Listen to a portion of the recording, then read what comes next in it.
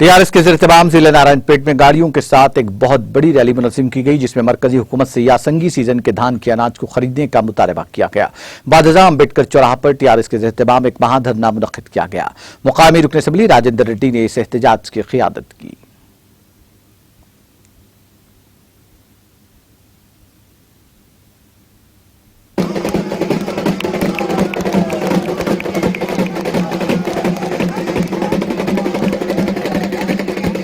ఒక్కసారి మనం ఆలోచించాలి. మనం నియోజకవర్గం ఆలోచన చేస్తే కోయిల్ సాగర్ కట్టినప్పటి నుంచి ఇంతవరకు తెలంగాణ వచ్చినంత వరకు ఒక్కసారి కూడా 2 పంటలకు నీళ్ళేలే.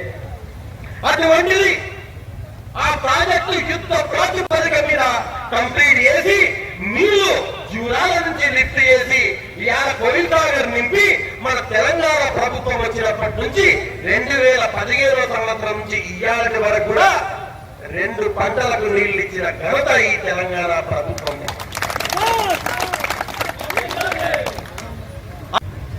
సంఖ్యలు ఎవరియాలి, కలకత్తాకి రావాలి, వాడు ఎవరియాలి, ఎఫ్సిఐ వాడు కొన్ని మనకు పంపించాలి. ఎఫ్సిఐ ఎవరి చేతిలో ఉంది? బీజేపీ చేతిలో ఉంది. వాడు ఆడికెళ్ళి సంఖ్యలు ఇవ్వాలి.